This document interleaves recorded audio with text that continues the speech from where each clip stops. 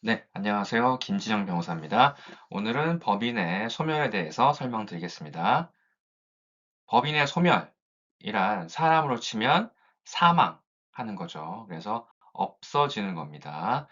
그래서 정의를 보면 법인이 권리 능력을 완전히 상실하여 법적 실체로서 더 이상 존재하지 않게 되는 것. 그걸 우리가 법인의 소멸이라고 합니다. 없어지는 거죠.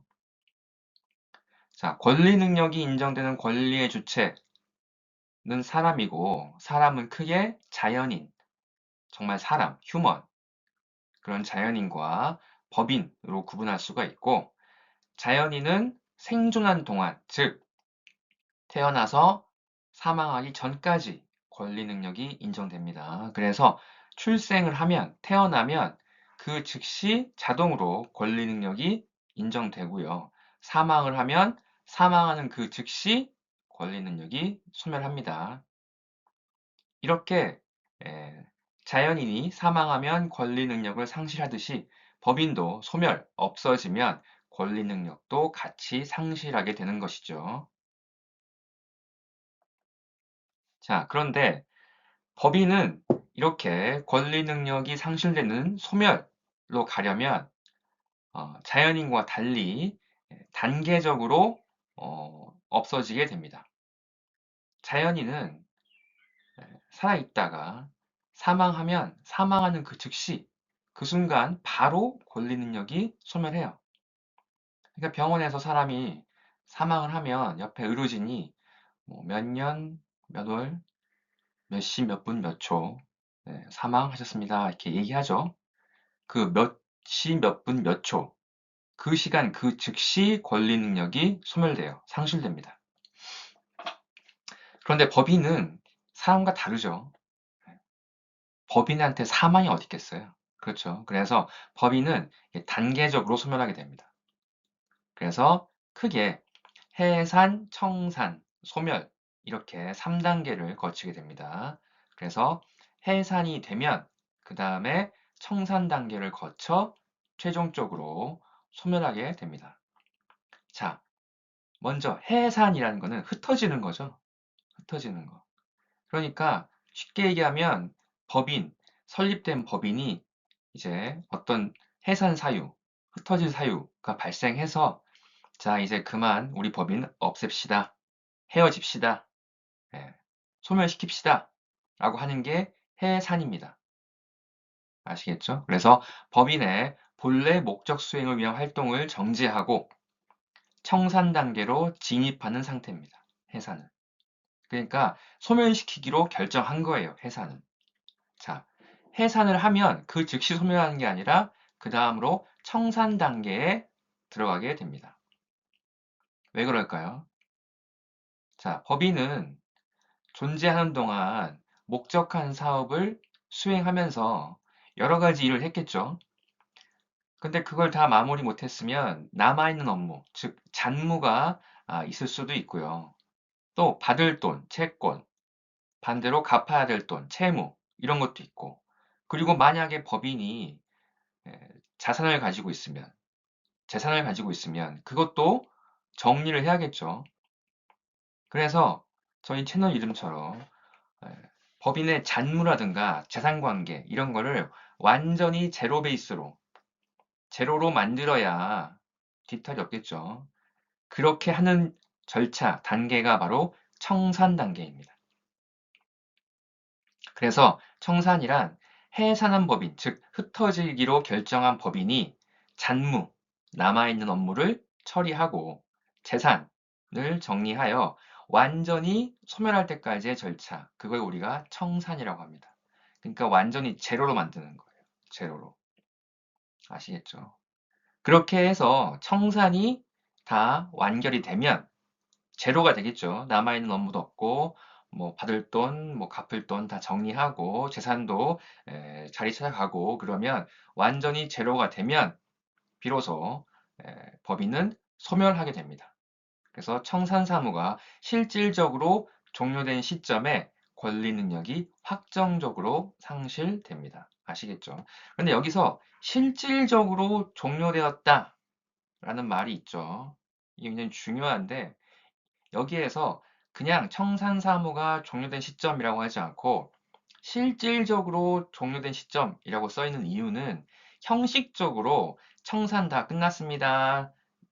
이제 청산 단계 끝났어요라고 그렇게 정리를 해도요. 실질적으로 만약에 업무가 조금이라도 남아 있다면 업무가 뭐 1이라도 남아 있다면 여전히 소멸되지 않고 살아있는 상태다라는 겁니다. 아시겠죠? 그래서 형식이나 절차를 떠나서 청산사무가 실질적으로 완전히 종료되었는지를 보고 종료가 되었다면 이제 법적으로 완전히 소멸하게 되는 겁니다. 아시겠죠? 여기에 대해서는 뒤에 한 번 더 설명을 드리겠습니다. 자, 우선 이제 해산부터 보겠습니다. 법인이 없어지는, 해산하는, 그런 흩어지기로 하는 이런 결정을 하는 게 이제 해산인데요. 그렇게 해산하는 경우에는 뭐 이유야 여러 가지가 있을 수 있겠죠. 그래서 민법 77조를 보시면 법인은 존립 기간의 만료, 즉 우리가 예전 시간에 법인의 정관, 등기 이런 거 배우면서 존립 기간을 정한 경우에는 그런 것도 기재한다라는 거 기억나시나요? 그래서 만약에 정관에 자, 우리 법인은 언제까지만 존립하기로 한다 이렇게 써놨으면 그때까지 딱 활동하고 끝내는 거죠. 그게 존립기간 만료입니다. 또 법인의 목적을 달성하거나 또는 달성하기가 불가능해지거나 법인이라는 것은 일정한 목적을 위하여 만든 단체 또는 재산이란 말이에요. 목적이 없는 법인은 없습니다. 그런데 만약에 그렇게 수행하기로 결정한 그 법인의 목적이 완전히 달성해서 이제 할 일이 없는 거예요. 혹은 목적을 이렇게 만들어 놓긴 했는데 도저히 그 목적을 달성할 수가 없는 거예요. 불가능한 거예요. 그러면 그때는 법인을 유지할 이유가 전혀 없겠죠. 그렇죠. 그리고 기타 정관에 정한 해산 사유의 발생. 즉 정관에 이러이러한 이유가 발생하면 이러이러한 경우가 발생하면 이 법인은 해산한다, 없앤다 이렇게 써놨으면 그 사유가 발생하면 그 법인은 이제 없애는 거죠.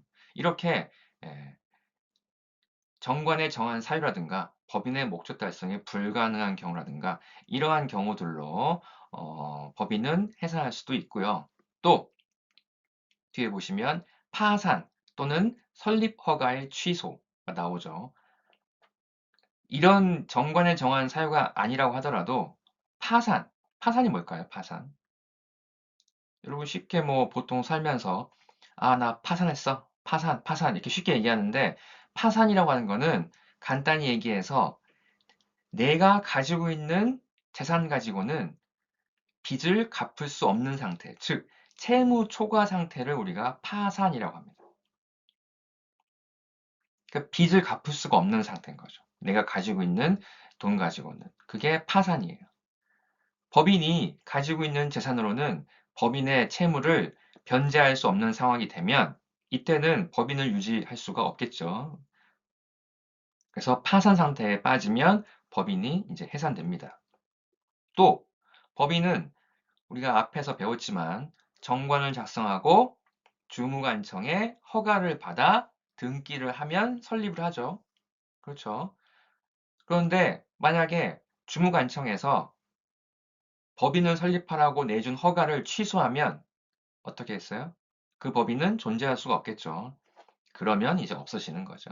해산.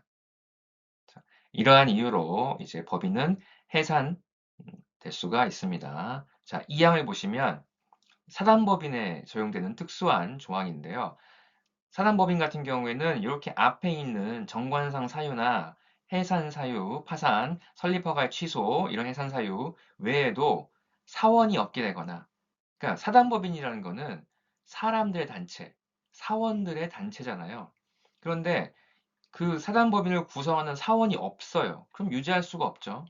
또 사단법인이라는 거는 일정한 목적을 위하여 모인 사원들의 단체란 말이에요. 그래서 이 법인을 어떻게 존립할 것인지, 어떻게 운영할 것인지 이런 것들을 모두 다 이 사원들의 의사에 따라서, 즉 사원총회의 결정에 따라서 한다고 했죠. 그런데 만약에 사원총회에서 자, 이제 우리 그만 헤어집시다. 해산합시다. 결정하면 그걸 막을 이유는 없죠. 그래서 총회의 결의로도 해산할 수가 있습니다. 자, 좀 더 구체적으로 살펴보면 앞에 나왔던 이제 뭐 정관상 사유 빼고 이제 해산 사유로서 설립 허가의 취소를 보겠습니다. 법인이 목적 이외의 사업을 하거나 설립 허가의 조건을 위반하거나 그러니까 법인에서 이러이러한 목적 사업을 우리가 할 거니까 설립을 허가해 주세요라고 해서 주무관청에서 그래 그러면 그런 사업 하실 거면 설립해도 괜찮습니다라고 허가해 줬어요. 그런데 법인이 애초에 허가를 받을 때 얘기했던 목적 사업 외에 다른 일을 하는 거예요. 엄한 일을 하는 거죠. 그러면 허가의 취지에 맞지 않죠? 또 만약에 설립 허가를 할 때 조건을 달았는데 그 조건을 위반하거나 이랬으면 허가에 맞지 않는 행동을 하는 거죠. 또 기타 공익을 해야 하는 행위 이런 행위를 하면 그 법인은 존재할 가치가 없겠죠. 그때는 주무관청에서 허가를 취소할 수 있다는 거고요. 이렇게 설립 허가를 취소를 하게 되면 이제 그 법인은 해산을 하게 되는 겁니다. 아시겠죠? 자, 그리고 제78조를 보시면 사단법인의 해산 결의 해가지고 사단법인은 총사원 4분의 3 이상의 동의가 없으면 해산을 결의하지 못한다. 즉, 사단법인이 야, 이제 우리 그만 헤어지자, 해산하자라고 결정을 하려면 총사원의 4분의 3 이상이 찬성을 해야 해산을 할 수 있다는 겁니다. 그런데 항상 이제 뒤에 나오죠. 단서가. 그러나 정관에 다른 규정이 있는 때에는 그 규정에 의한다. 즉, 정관에 이 수를 더 늘리거나 줄이는 그런 내용이 있다면 그 내용대로 하는 겁니다. 그런데 만약에 정관에 그런 내용이 없으면 어떻게? 법대로 한다. 법대로 하면 4분의 3 이상 동의. 아시겠죠? 자, 그리고 또 하나의 해산 사유, 파산. 빚을 갚을 수 없는 상태, 채무 초과 상태. 그게 파산이죠. 그래서 민법 제79조를 보시면 파산 신청에 대해서 나와 있습니다. 법인이 채무를 완제하지. 완제라는 거는 완전히 변제라는 거죠. 그러니까 다 갚는다는 겁니다. 그래서 완제하지 못하게 된 때, 야, 우리가 가지고 있는 거 가지고는 빚을 갚을 수가 없겠구나. 이렇게 된 때에는 이렇게 이런 상황에 빠지게 되면 채무 초과 상태에 빠지게 되면 이사는 지체 없이라는 거는 최대한 빨리죠. 최대한 빨리 파산 신청을 하여야 한다는 겁니다. 그러니까 법인의 이사는 법인이 채무 초과 상태에 빠졌다 그러면 지체 없이 파산 신청을 해야 되는 거고 그렇다면 파산 신청은 어디다 할까요? 음, 대한민국에서요. 파산은요. 법원을 통해서 하는 겁니다. 즉 법원의 하나의 절차예요. 파산은. 그래서 법원에 파산 신청을 하는 거고요. 그렇게 신청서가 들어오면 법원이 주관하는 파산 절차가 진행이 됩니다. 아시겠죠? 그래서 법원 감독 하에 파산 절차를 진행하게 됩니다.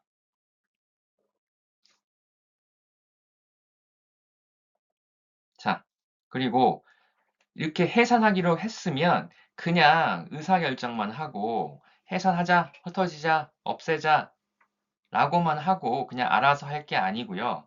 공시를 해야 돼요. 공시를. 왜?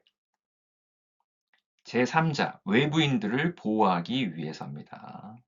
또 한편으로는 그 해산하는 법인을 보호하기 위한 목적도 있겠죠. 이렇게 공시를 해놔야 누구나 이 법인이 이제 얘들은 없어지는 단계구나. 헤어지는구나. 이제 없어지겠구나. 그걸 알 거 아닙니까? 그쵸? 그거를 알리지 않으면 다른 사람들은 멀쩡하게 잘 굴러가는 법인인 줄 알겠죠. 그럼 문제가 발생할 수 있잖아요. 그래서 공시를 하는 겁니다. 공시를 어떻게? 등기로 하는 거죠. 등기. 그래서 제85조를 보면 청산인은 법인이 파산으로 해산하는 경우가 아니면 취임 후 3주일 내에 다음 각 호의 사항을 주사무소 소재지에서 등기하여야 한다라고 되어 있습니다. 자, 여기서 누가 등기를 해요? 청산인이죠. 청산인. 청산인이라는 거는 나중에 또 뒤에서 설명드리겠지만 법인의 청산 업무, 청산 절차를 주관해서 하는 사람을 우리가 청산인, 즉 법인의 청산 업무를 집행하는 사람, 진행하는 사람을 우리가 청산인이라고 합니다. 그리고 보통 특별한 사정이 없으면 이사가 청산인 역할을 하게 됩니다. 어쨌든 청산인이 되면 그 청산인은요, 예, 법인이 파산으로 해산한 경우가 아니면이라고 되어 있죠. 즉 해산 사유 중에서요, 파산으로 해산하는 경우는 제외하고예요. 그러면 파산으로 해산하는 경우를 제외한 이유가 뭘까요? 자, 아까 말씀드렸죠. 법인이 채무 초과 상태에 빠지면 이사는 지체 없이 파산 신청을 해야 됩니다. 어디에? 법원에. 즉, 파산으로 법인이 해산하는 경우에는요, 이 법인의 해산, 청산 이 절차를 법원이 주관합니다. 그래서 별도로 이렇게 해산 등기를 할 필요는 없어요. 청산인이. 아시겠죠? 그래서 법원 절차에 따라서 진행하면 되기 때문에 청산인이 임의로 이렇게 해산 등기를 할 필요는 없고 이렇게 그 외에 다른 경우에는 이제 공시를 해야 되니까 이렇게 등기를 하는 겁니다. 아시겠죠? 그래서 어, 주사무소 소재지라는 거는 예전에 설명드렸지만 그 법인의 주사무소 소재지를 관할하는 등기소에 가서 등기를 하면 된다는 겁니다. 어떤 내용을 하느냐? 해산 사유, 왜 해산을 하는지, 그리고 그 날짜, 그 다음에 청산인의 성명과 주소, 마치 그 법인 등기할 때 이사 이름 쓰는 것처럼 그래서 청산 업무를 하는 사람이 누군지 이름과 주소를 표시를 하고요. 그리고 이런 청산 업무를 하는 청산인의 대표권을 제한한 경우에는 그 제한, 이걸 등기하는 겁니다. 마치 이사처럼. 그러니까 청산 단계에서는요, 이사는 더 이상 없어요. 청산인이 그 청산에 돌입한 법인을 대표하고 그 법인의 업무를 다 집행합니다. 마치 이사처럼. 그래서 그 청산인이 그런 청산 업무를 하는데 대표권을 제한한 사정이 있다. 이런 업무는 못한다라고 해왔다면 그것도 등기를 해야 불의의 사고를 막을 수 있겠죠. 그래서 이것도 공시하는 겁니다. 자, 그리고 2항을 보시면 제1항의 등기에 관하여는 제52조를 준용한다라고 되어 있는데 민법 제52조는요, 변경 등기에 관한 사항이에요. 즉, 여기에서 등기한 내용 중에 변경된 사항이 있으면 그것도 변경해라, 등기해라, 그거죠. 그런 내용입니다. 자, 그리고 86조를 보면요. 해산 신고도 해야 됩니다. 해산 신고. 즉, 청산인은 파산의 경우를 제하고는 그 취임 후에 3주간 내에 전조 1항의 사항을 주무관청에 신고하여야 한다. 즉, 파산 경우를 또 제외하죠. 이거는 이제 법원에서 파산 재판을 진행을 하니까, 절차를 진행하니까, 그때는 이제 법원 절차에 따라서 하면 되는 거고, 그 외에 다른 경우에는 취임을 하고 3주 이내에 전조 1항의 사항, 전조 1항의 사항이 뭐예요?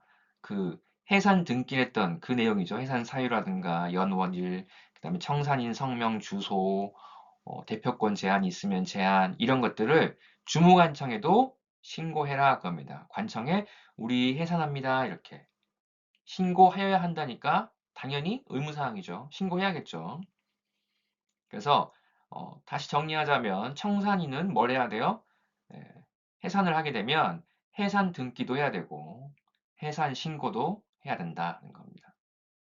그리고 86조 2항을 보시면 청산 중에 취임한 청산인은 성명 및 주소를 신고하면 된다. 이미 청산 중에 취임했다 그 말은 해산 등기나 해산 신고는 지금 진행 중인 게겠죠? 이미 격려를 해서. 그래서 그때는 이제 새로 취임한 청산인이 제가 새로 들어온 사람입니다 하고 자기 이름이랑 주소만 신고하면 된다는 거예요.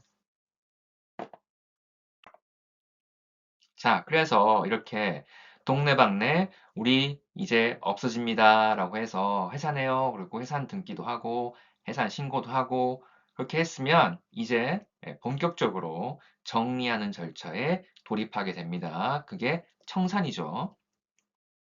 자, 그래서 청산은 해산한 법인, 즉 흩어진 법인, 없어지는 법인이 잔물을 처리하고 재산을 정리하여 완전히 소멸할 때까지의 절차를 우리가 청산이라고 합니다. 그리고 청산과 관련된 절차를 정해놓은 법률 규정의 성격은 강행규정이에요. 강행규정. 강행규정이라는 말은 강행, 반드시 지켜야 하는 규정. 그렇게 행위하도록, 따르도록 강제가 되는 규정을 우리가 강행규정이라고 합니다. 그러니까 법률 관계에 당사들끼리 자기들끼리 마음대로 할 수가 없고 사적 자치로 해결할 수가 없고 반드시 법률에 규정한 대로 따라야 되는 거. 그게 강행규정입니다. 그리고 강행규정을 위반하면 그거는 위법, 불법인 거고요. 강행규정을 위반하면 효력도 인정될 수가 없습니다. 그러니까 반드시 지키라는 거예요. 왜? 왜? 자, 보시면 법인의 해산 및 청산에 관한 규정은요. 제3자의 이해관계에 중대한 영향을 미치므로 강행규정으로 해왔다 이겁니다. 즉, 청산이라는 게 남아있는 업무를 처리하고 채권, 채무 정리하고 재산관계 정리하고 이런 거잖아요. 결국에는 외부인들, 제3자들, 즉 법인에게 채권을 가지고 있는 사람, 반대로 법인에게 돈을 갚아야 될 사람, 다양한 사람들이 이해관계가 얽히게 되어 있습니다. 그렇다면 이런 사람들의 그런 복잡한 이해관계를 정리하려면 규정은 반드시 강행규정으로 정해서 이렇게만 해라 라고 해야지 안 그러면 선의의 피해자가 나올 수도 있기 때문입니다. 아시겠죠? 그래서 이렇게 강행규정으로 정해 놓으면 그 효과는 만약에 정관으로 이런 청산 절차와 관련된 규정과 다른 절차를 정하더라도 효력은 없습니다. 그러니까 자기들이 정관에다가 야, 우리 해산 청산할 때는 이렇게 하면 된다. 이렇게 하자. 저렇게 하자. 백날 정해봐야 그거는 효력이 없어요. 왜? 강행규정 위반이니까. 법률에서 청산, 해산은 반드시 이런 절차에 따르도록 해라. 이렇게 강력하게 강행규정을 딱 못을 박아놨는데 그거 위반하면 강행규정 위반이죠. 강행규정 위반은 뭐예요? 효력이 없다. 아시겠죠? 그리고 이를 위반한 청산인의 행위는 무효가 될 수 있다. 즉, 가행 규정을 위반해서 우리는 이렇게 하기로 했는데, 우리들끼리 그렇게 하기로 했는데 백날 정해봐야 소용없고 거기에 따라서 어떤 행위를 하더라도 그거는 효력이 인정될 수 없다는 겁니다. 왜? 제3자들이 얽히기 때문이죠. 자, 그 다음으로 청산법인의 권리 능력에 대해서 설명드리겠습니다. 청산법인의 권리 능력이다. 즉, 청산법인은요, 청산 절차를 지금 진행하고 있는, 청산 절차를 밟고 있는, 지금 청산 중인 법인을 우리가 청산법인이라고 합니다. 그러니까 해산하기로 했고, 그 법인이 해산하기로 결정을 해서 청산 단계에 들어갔어요. 현재 지금 청산 진행 중이에요. 그런 법인을 우리가 청산법인이라고 합니다. 그런데 청산이 완전히 끝나야 법인을 소멸한다고 했죠. 그 말은 반대로 얘기하면 청산 업무가 완전히 종결되기 전까지는 그 법인은 아직 소멸된 게 아니에요. 아직은 살아있는 겁니다. 아직은 있는데 해산하기 전의 법인과는 다르죠. 멀쩡히 지금 돌아가는 목적 사업을 잘 수행하는 그런 법인은 아니잖아요. 없애기로 했고, 없애기로 했기 때문에 남아있는 업무들, 잡무, 이런 것들 지금 처리 중인 상황이잖아요. 그래서 일반 그렇게 잘 굴러가는 법인과는 다르게 취급을 해야겠죠. 그래서 청산법인의 권리 능력은 일반 법인의 권리 능력과 다르게 정하고 있습니다. 자, 어떻게 정했냐? 제 81조 보시면 해산한 법인은 청산의 목적 범위 내에서만 권리가 있고 의무를 부담한다는 겁니다. 우리가 그 전에 예전에 설명드릴 때 법인을 설립하면 법인의 권리 능력은 법률과 정관의 목적 범위 내에서 권리 능력이 인정되고 그 권리 능력이 인정되는 범위 내에서 행위 능력도 당연히 인정된다라고 했잖아요. 즉 목적 사업을 위해서는 직간접적으로 폭넓게 그런 권리 능력이 인정이 됩니다.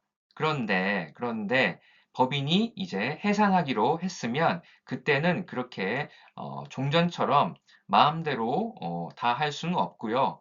청산의 목적 범위 내에서만, 즉 청산을 목적으로 하는 그 범위 내에서만 제한적으로 권리 능력이 인정된다는 거예요. 그 이상은 할 수 없다는 거예요. 적극적으로. 그러니까 해산하기로 한 법인은요. 청산 진행 중이면 그 청산을 하는 그 범위 내에서만 권리 능력이 있습니다. 잡무를 처리하고 채권, 채무 정리하고 남아있는 자산 정리하는 그 범위 내에서만 권리 능력이 있지 그 이상을 초과해서는 권리 능력이 없다는 거예요. 더 축소가 되겠죠. 그런데 여기서 청산의 목적 범위 내라는 말은 결국 법인을 정리하는 그 범위죠. 그래서 현존 사무의 종결, 지금 남아있는 사무를 끝내고 채권의 추심이라는 것은 쉽게 얘기하면 채권을 받아내는 거죠. 그리고 채무의 변제, 이건 반대로 빚을 갚는 거죠. 그리고 자녀 재산의 인도, 남아있는 재산은 주인에게 돌려주는 거. 이런 업무, 요 세 가지를 우리가 청산의 목적 범위라고 부르고 결국 그 말은 청산 중인 법인은 요 세 가지 일을 한다는 거예요. 그 이상은 안 하는 겁니다. 새롭게 무슨 사업을 진행한다거나 새롭게 돈을 빌린다거나 새롭게 돈을 빌려준다거나 이런 것들은 이제 못하는 겁니다. 새로운 사업은 못하고 현재 상황을 정리하는 정도, 그 정도만 할 수 있다. 자, 다음으로 이렇게 청산법인의 청산 업무를 주도적으로 진행하는 사람을 우리가 청산인이라고 합니다. 그래서 그렇다면 청산인은 누가 되느냐? 82조를 보면 법인이 해산을 하게 되면요. 파산의 경우를 제하고는 이사가 청산인이 됩니다. 여기 또 파산을 뺐죠. 파산을 뺀 이유는 자, 아까 설명드렸죠. 이사가 법원에 파산 신청을 하게 되면 법원 절차에 따라서 진행하면 된다고 했잖아요. 즉, 법원이 하라는 대로 하는 겁니다. 그때 법원은 따로 파산 관제인이라는 이런 업무를 맡으실 분을 선임해 줍니다. 그러면 그분들이 파산 절차를 전반적으로 관리를 해요. 그러니까 그때는 청산인을 따로 정할 필요가 없어요. 그런데 그 외에는 청산인을 정해야겠죠. 누군가 해야 될 거 아닙니까? 그때 누가 하느냐? 특별한 사정이 없으면 이사가 한다. 그런데 특별한 사정이 있으면 다른 사람이 할 수도 있겠죠. 어떨 때? 뒤에 보시면 그러나 정관 또는 총회의 결의로 달리 정한 바가 있으면 그에 의한다. 즉 법인의 정관에서 우리 법인은 나중에 해산을 해서 청산 단계에 들어가면 어, 어떤 사람이 청산인을 한다 이렇게 써놨으면 거기에 따르는 거고요. 사단법인 같은 경우에는 사원총회 결의로 청산인을 뽑을 수도 있겠죠. 그런데 그렇게 달리 정한 바가 없다. 특별한 사정이 없으면 이사가 한다는 겁니다. 자, 그 다음에 83조를 보시면 법원에 의해서 청산인이 선임되는 경우가 있습니다. 전조의 규정, 전조는 바로 앞에 조죠. 바로 앞에 조니까 82조를 말합니다. 전조 규정에 의하여 청산인이 될 자가 없거나 그러니까 82조 규정에 따라서 청산인을 정하려고 봤더니 없어. 혹은 청산인의 결혼 부족해. 흥결됐어. 그래서 손해가 생길 염려가 있는 때에는 법원은 직권이라는 거는 누가 신청하거나 요구하거나 청구하지 않아도 법원이 스스로 가지고 있는 직무상 권한으로 그냥 하는 겁니다. 야, 여기 보니까 청산인이 필요하겠는데? 그런 거죠, 판사가. 직권 또는 이해관계인이나 검사의 청구에 의하여 청산인을 법원이 선임할 수가 있다는 거죠. 즉 청산인으로 할 사람이 없으면 법원이 청산인을 선임해 줄 수도 있다는 겁니다. 직권이나 아니면 청구에 의하여.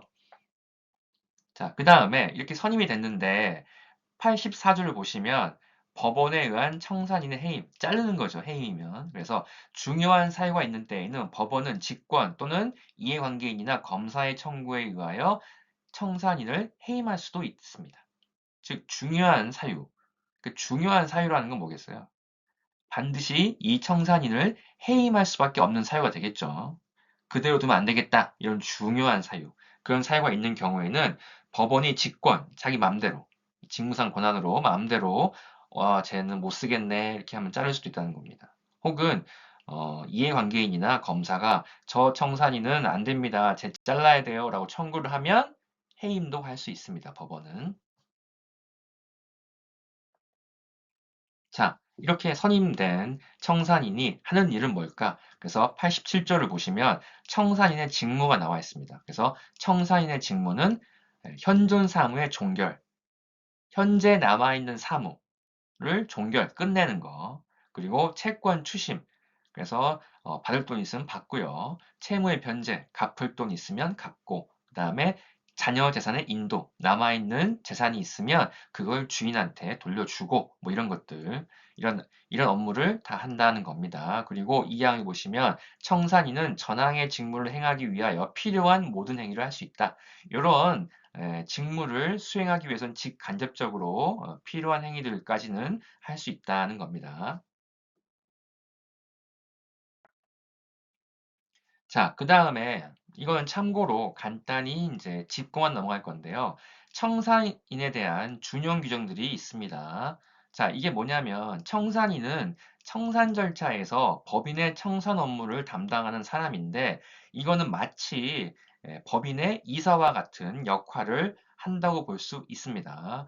그래서 법인이 잘 굴러갈 때는 이사가 법인 일을 보지만 이제 법인을 해산을 해서 청산 절차로 돌입하게 되면 이사들은 자기들 업무를 수행할 수 없고 청산인이 청산 업무를 주관해서 진행을 하는데 이건 마치 법인의 이사와 같은 역할을 한다고 볼 수 있죠. 그리고 심지어 특별한 사정이 없으면 누가 청산인을 해요? 이사가 하죠. 그래서 민법에서는 이렇게 유사한 지위로 인하여 이사에 관한 규정을 청산인에게도 많이 갖다 쓰고 있습니다. 그래서 그런 규정들이 뭐가 있는지만 간단히 소개하고 넘어갈게요. 그래서 보시면 58조 2항을 준용하고 있습니다. 그래서 이사가 수인인 경우에 이제 과반수로 결정한다는 거. 그래서 만약에 이거는 뭐겠어요? 청산인이 여러 명이면 달리 정한 바가 없으면 과반수로 의사결정을 한다는 거고 이사의 대표권 규정도 준용합니다. 그래서 청산인이 어때요? 청산 중인 법인의 대표권이 있는 겁니다. 그래서 청산법인의 대표는 누구? 청산인이다 라는 거고요. 그리고 또 대표권 제한에 대한 대항 요건도 준용하고 있습니다. 그래서 우리가 앞에서 그 해산 등기 할 때 등기 사항 중에 뭐가 있었어요? 청산인의 대표권에 대한 제한이 있으면 그것도 등기 사항이었죠.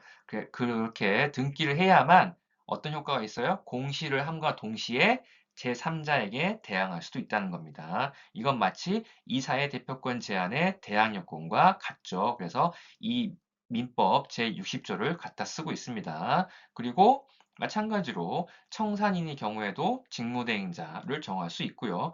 어, 청산인이 일 제대로 못하면 청산인에 대해서 뭐 직무집행정지 가처분 이런 거 하면서 직무대행자를 선임할 수도 있겠죠. 법원이.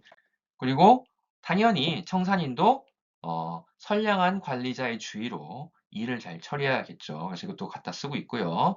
또 청산인이 바쁘면 대리인도 선임할 수 있고요. 그래서 대리인 선임 규정도 준용하고 있고 특별 대리인 규정도 준용을 하고 있습니다. 그래서 만약에 청산인과 청산법인 사이에 이해가 상반되는 경우에는 그때는 청산인에게는 대표권이 없고 특별 대리인을 따로 선임을 해서 일 처리를 한다.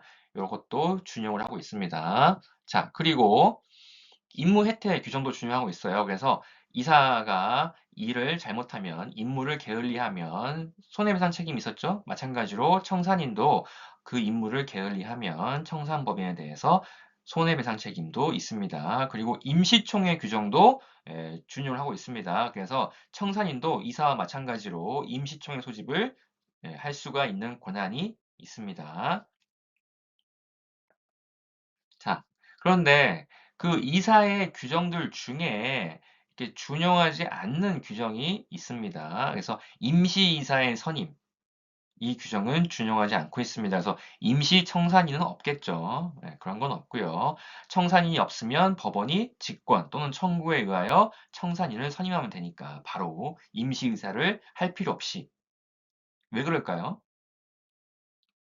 자, 임시이사가 있는 이유는 뭐냐면 이사는 원칙적으로 법인이 그 자체가 이사를 선임하면 됩니다. 뽑으면 돼요. 그 정관이든 뭐 사원 총회든 간에 어쨌든 이사는 자기들 알아서 뽑으면 됩니다. 법원이 마음대로 이사를 뽑을 수가 없어요. 그런데 당장 이사가 없으면 그 법인의 손해가 발생할 것 같다. 그런데 법인이 스스로 이사를 선임하기 전까지는 시간적 텀이 있다. 그러면 그 잠깐 사이를 메꿔주기 위해서 법원이 임시적으로 임시이사는 선임해 줄 수가 있다는 거예요. 그리고서 임시이사는 나중에 법인에서 자체적으로 이사를 선임하면 이제 임시이사는 나가면 되는 겁니다. 그런데 청산인은 뭐예요? 청산인은 법원이 직접 선임하면 됩니다. 아시겠죠? 없으면 없어? 그래 그럼 내가 선임해 줄게 하고 선임하면 돼요. 그러니까 임시 청산인을 뽑을 필요가 없다는 거예요. 아시겠죠? 임시 이사가 있는 이유는 어디까지나 정식 이사는 법인이 자체적으로 스스로 선임을 할 수가 있고 이거는 법원이 어떻게 할 수가 없는 영역이에요. 그래서 잠깐 임시 잠정적인 이사를 선임해 주는 그런 규정이 있는 거죠. 그래서 청산인은 그럴 필요 없이 법원이 그냥 바로 청산인 선임하면 됩니다. 그러니까 임시 청산인 이런 게 필요가 없죠. 임시 청산인이 필요한 사항에는 그때는 그냥 법원이 청산인 바로 선임하면 되니까. 아시겠죠? 그리고 통상총회 소집도 준용하지 않습니다. 즉, 통상총회라는 것은 정상적으로 굴러가는 법인이 정기적으로 1년에 1회 이상 모여서 자, 우리 법인 어떻게 해왔고, 작년 어떻게 했고요, 올해는 뭐 어떻게 할 거고요, 이런 얘기를 하는 자리잖아요. 그런데 법인은 그동안 해온 사업을 일체를 정지를 하고 남아있는 업무만 정리하고 끝내는 상황인데 통상총회는 애당초 소집을 안 하겠죠. 소집할 필요도 없고 그래서 이 규정도 준용하지 않고요. 다만 청산을 진행 중에 청산 업무와 관련해서 총회를 열 필요가 있다. 그때는 임시총회를 하는 겁니다. 그래서 임시총회 규정은 준용을 하는데 통상총회는 규정하지 않는다. 자, 다음으로 구체적인 청산 업무를 보겠습니다. 그래서 자, 채권의 처리, 채권의 처리. 보시면 제88조에 채권 신고의 공고라고 되어 있습니다. 이건 뭐냐면 여기서의 채권이라는 거는 법인이 가지고 있는 채권이 아니라 법인에 대하여 채권을 가지고 있는 사람. 즉, 법인에 대해서 받을 돈이 있는 사람, 그 사람들을 채권자, 여기에서 말하는 그 사람들이 가지고 있는 채권을 어떻게 처리할 것인가. 그러니까 반대로 얘기하면 법인이 돈을 변제, 빚을 갚는 그 업무를 말하겠죠. 네, 보시면 채권 신고의 공고라고 되어 있습니다. 이건 뭐겠어요? 법인이 이런 겁니다. 자, 우리 법인 이제 해산하기로 했고요. 청산 단계에 들어왔습니다. 이제 청산할 건데 저기 우리 법인한테 받을 돈 있으신 분, 채권자분들 신고하세요. 예, 채권 얼마 있는지 누구신지 알려주세요 이거예요. 아 그래야 돈을 갚을 거 아니에요. 그쵸? 물론 이미 알고 있으면 알고 있는 채권자한테는 그냥 알아서 갚으면 돼요. 그런데 채권을 법인이 특히 그 법인의 청산 업무를 진행하는 청산인이 모를 수도 있잖아요. 그런 채권자도 있었어? 이럴 수 있잖아요. 그래서 혹시라도 모르는 채권자가 있는지를 이제 파악하는 절차를 거칩니다. 그게 공고예요. 보시면 청산인은 취임한 날로부터 2개월 내에, 2월 내에 3회 이상의 공고로 채권자에 대하여 일정한 기간 내에 채권을 신고할 것을 최고해야 한다. 그러니까 청산인은 뭐예요? 취임한 날로부터 2달 내에는 3번 이상 공고를 해서 어, 일정 기간 내에 언제까지 뭐 신고하세요. 이렇게 그 채권을 신고할 것을 최고라는 거는 예, 어떤 의무, 이행을 하라고 독촉하는 걸 우리가 보통 최고라고 하는데 어떤 행위를 하라고 요구하는 거, 그걸 그냥 최고라고 이해하시면 됩니다. 그래서 신고해라 라고 요구하는 거예요. 그리고 그 신고 기간은 2개월 이상. 2개월 이상 신고 기간을 두고 그 기간 내에 저기 우리 법인에 돈 받으실 분들, 채권자분들 채권 신고하세요라고 공고를 하는 겁니다. 그러면 이제 그 공고를 보고 채권자들이 신고를 하겠죠. 자기 받을 돈 있으면. 자, 그리고 이 항 보시면 전항의 공고에는 채권자가 기간 내에 신고하지 아니하면 청산으로부터 제외될 것을 표시하여야 한다. 즉, 이 기간 내에 채권 신고 안 하시면 우리 돈 안 갚습니다. 청산 절차에서 돈 못 받아요. 이렇게 표시해라 그겁니다. 그리고 사망을 보시면 1항의 공고는 법원의 등기사항의 공고와 동일한 방법으로 해야 한다라고 되어 있죠. 법원에서 등기사항을 공고할 때 하는 방법과 똑같이 해라 그겁니다. 채권 신고의 공고도. 그런데 법원의 등기사항 공고는 어떻게 하느냐? 1회 이상 일간지 신문에다가 공고를 합니다. 아시겠죠? 그래서 한 번 이상 신문에 공고하는 방식으로 하는데 마찬가지로 채권 신고도 이렇게 공고해라 그거예요. 자, 다음으로 채권 신고의 최고 89절 보시면 청산인은 알고 있는 채권자에 대하여는 각각 그 채권 신고를 최고해야 한다.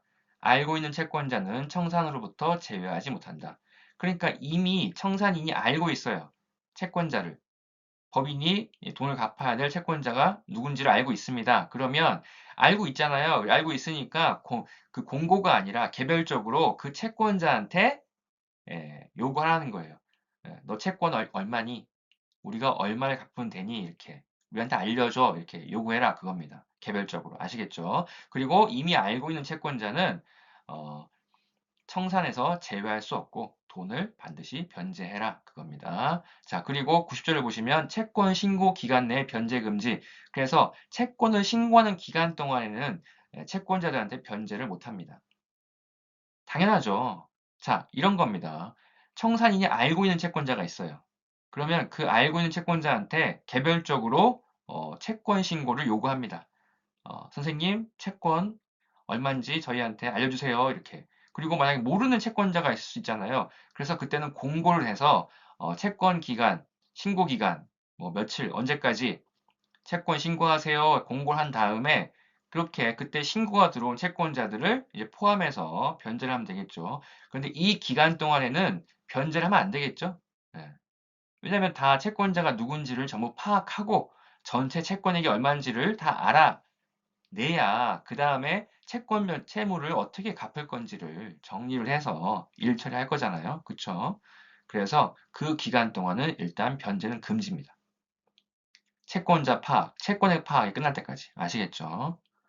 그렇다고 해서 뒤에 보시면 지연 손해배상의 의무는 면하지 못한다. 즉, 그렇게 채권 신고 기간에 변제를 안 하다 보니 변제가 지연될 수가 있겠죠. 미루어질 수가 있겠죠.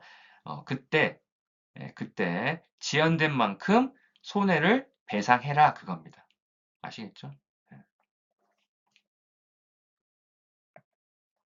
자, 그 다음에 채권 변제 특례라고 되어 있는데 이건 뭐냐면 청산 중인 법인은 민법 91조 1항에 써 있습니다. 변제기에 이르지 아니한 채권에 대하여도 변제할 수 있다. 즉 변제기라는 건 뭐예요? 돈을 갚을 시기죠. 그런데 돈을 갚을 시기가 아직 멀었어요. 그래도 변제할 수 있다는 거예요. 빨리 정리해야 되니까. 그러니까 원래는 뭐 내년에 갚아도 되는 돈인데 근데 그때는 뭐 그 전에 다 청산 끝나서 법인 없어지면 안 되잖아요.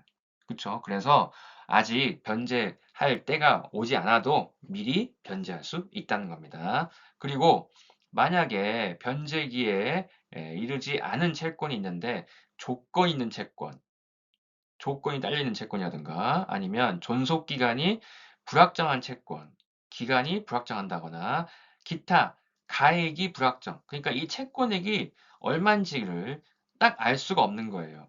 그냥 한번 봐서는. 잘 모르겠다. 나 모르겠으니까 못 갚겠다. 이러면 되겠어요? 이렇게 가액이 불확정한 채권. 얼마인지 잘 모르겠다 하는 채권은 법원이 선임한 감정인, 그 감정인이 평가를 해서 이 채권은 얼마짜리 감정을 해주면 그 감정가에 따라서 변제하면 된다는 겁니다. 아시겠죠? 자, 92조를 보시면 청산으로부터 제외된 채권. 청산으로부터 제외된 채권자는 법인의 채무를 완제한 후 귀속 권리자에게 인도하지 아니한 재산에 대하여만 변제를 청구할 수 있다. 즉, 청산으로부터 제외된 채권자가 누구겠어요? 결국엔 채권 신고 기간 내에 채권 신고를 하지 않았고 청산인이 모르는 채권자인 거예요. 법인 입장에서, 청산 입장에서 그런 채권자가 있는지도 모르는 그런 사람들은 어떻게 돼요? 청산에서 제외가 됩니다. 그런 사람들은. 그런데 나중에 갑자기 나타나서 내가 신고 기간 내에 신고는 못했는데 내가 받을 돈이 있어. 이럴 수 있잖아요. 그런데 이런 사람들은요, 일단 청산 단계에서는 돈을 못 받아갑니다. 못 받아가고요. 나중에 뭐 그 빚잔치 다 끝나고도 남는 돈이 있다. 다 줄 돈 다 주고 또 재산이 귀속될 사람, 원주인도 다 돈 주고 정리를 다 끝났는데도 남는 게 있다. 그럼 거기에 대해서만 달라고 할 수 있다는 겁니다. 반대로 뭐겠어요? 남는 게 없으면 못 받는 거지. 아시겠죠? 그래서 다 정리하고 청산하고 남은 돈이 있으면 거기에 대해서는 내 돈 내놔 할 수는 있지만 남는 거 없으면 못 받는 거죠. 자, 그 다음에 자녀 재산의 처리, 남아있는 재산 이렇게 뭐 채권, 채무 이런 걸 정리를 다 했는데도 남아있는 재산이 있다. 그러면 이건 어떻게 할 거냐 하는 겁니다. 1항을 보시면 민법 제80조 1항 해산한 법인의 재산은 정관으로 지정한 자에 귀속한다. 즉 남아있는 재산이 있다. 그러면 정관에서 이렇게 남는 재산은 누구한테 준다. 그렇게 정한 사람이 있으면 그 사람한테 주면 됩니다. 2항을 보시면 정관으로 귀속 권리자를 지정하지 않거나 지정하는 방법을 정하지 아니한 때에는 즉 누구한테 줘야 될지 어떻게 줘야 될지를 정관으로 안 정한 거예요. 이때는 그럼 남아있는 재산은 어떻게 할 거야? 이때는 이사 또는 청산인은 주무관청의 허가를 얻어서 법인의 목적과 유사한 목적을 위하여 재산을 처분할 수 있다는 겁니다. 즉 이렇게 남아있는 재산을 가져갈 사람이 없다. 그러면 관청 허가를 받아가지고 원래 법인의 목적과 유사한 목적을 위하여 처분을 할 수는 있다는 겁니다. 아시겠죠? 그러나 마지막에 사단법인에 있어서는 총회의 결의가 있어야 한다. 즉 사단법인은 총회의 결의를 얻어서만 처분할 수 있다는 거예요. 아시겠죠? 자, 그 다음에 3항을 보시면 전 2항의 규정에 의하여 처분되지 아니한 재산은 국고에 귀속한다. 즉 1항과 2항을 거쳐도 남는 게 있다. 그러면 그거는 국고의 귀속, 국가의 금고로 간다. 나라가 좋은 일에 쓸게요 하고 가져간다는 거예요. 자, 그 다음으로 청산 중 파산이라는 게 있는데요. 민법 93조에 자, 청산 중 파산이라는 건 뭐냐면 법인이 청산 단계를 거치고 있어요, 지금. 남아있는 업무 처리하고 받을 돈 받고 채권 추심하고 채무 변제, 빚 갚고 이러고 있는데 이 청산 절차를 거치다 보니까 이렇게 되는 거예요. 법인이 가지고 있는 돈 가지고는 빚을 다 갚을 수가 없는 겁니다. 청산 중에. 하다 보니까. 채무 초과인 상태를 알게 된 거죠. 그쵸? 그러니까 이런 겁니다. 법인이 해산하기 전에 야, 우리 법인은 이미 채무 초과야. 그냥 우리 파산으로 가자. 그러면 파산으로 가서 이제 해산을 하면서 법원에 파산 절차를 진행하면 됩니다. 그런데 해산할 땐 몰랐어.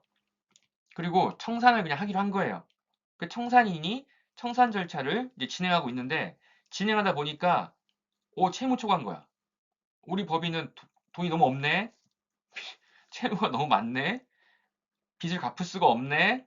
알게 된 거예요. 그게 청산 중에 파산이죠. 그래서 이런 경우에는 어떻게 할 거냐? 그래서 민법 93조에 보시면 1항에 청산 중 법인의 재산이 그 채무를 완제하기에 부족한 것이 분명하게 된 때.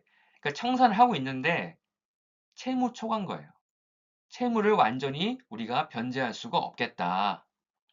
그게 분명하게 되면 청산인은 지체 없이 파산 선고를 신청하고 이를 공고해야 한다. 이때도 법원에 파산을 신청하고요. 그리고 우리 파산으로 들어갔습니다. 이렇게 널리 알려라 그겁니다. 아시겠죠? 자, 이 항을 보시면 청산인은 파산관제인에게 그 사물을 인계함으로써 그 임무가 종료한다는 겁니다. 즉, 파산은 누가 한다고 했어요? 법원이 주관한다고 했죠. 그래서 법원에 파산 신청을 하면 법원이 파산 재판을 해서 절차를 진행합니다. 그때 이 파산 절차 전반을 담당하여 일을 할 사람으로 파산 관제인을 법원의 판사님이 선임한다고 했잖아요. 그래서 청산인은 파산 신청을 한 다음에 그리고 법원이 선임해준 파산 관제인한테 인수인계하고 빠지는 겁니다. 아시겠죠? 자, 그리고 사망을 보시면 제88조 제3항의 규정은 제1항의 공고에 준용한다라고 되어 있습니다. 88조 3항의 규정은 법원의 등기사항 공고와 동일한 방법으로 공고한다는 내용이에요. 즉, 뭐겠어요? 청산 중인 법원이 파산으로 진입하게 되면 이를 공고해야 되는데 어떤 방법으로? 법원이 등기사항을 공고하는 방법으로 똑같이 해라 그겁니다. 그리고 법원이 등기사항을 공고하는 방법은 신문에 1회 이상 공고하는 방법입니다. 그래서 다시 정리하자면 청산 중인 법인이 파산으로 가게 되면 청산인은 파산 이제 신고를 하고 그거를 이제 신문에 1회 이상 공고하면 된다. 이렇게 하시면 됩니다.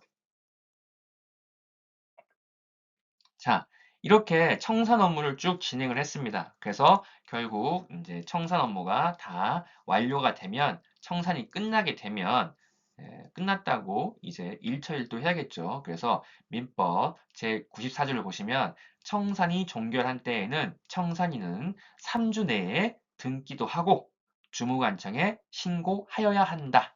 의무사항입니다. 그러니까 청산인은 청산 절차를 진행한 다음에 청산 업무가 다 끝내서 청산이 종결되면 이제 청산 등기도 하고요. 그리고 주무관청에다가 우리 청산 끝났습니다. 이렇게 신고도 하는 겁니다. 아시겠죠? 밑에 판례가 하나 있는데 이걸 써놓은 이유가 뭐냐면요.